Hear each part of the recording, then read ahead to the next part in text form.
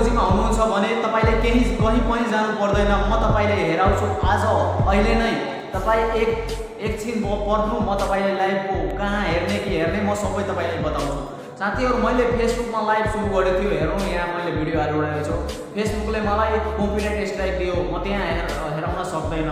तर मैले युट्युबमा लाइभ सुरु गर्न सोचिरहेछु।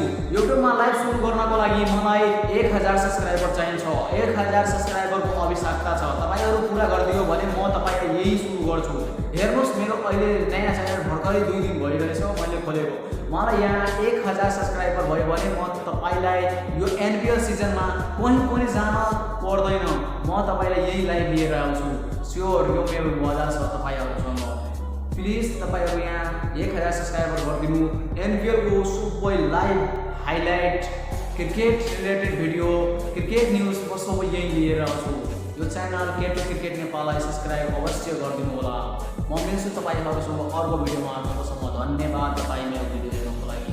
Love you all.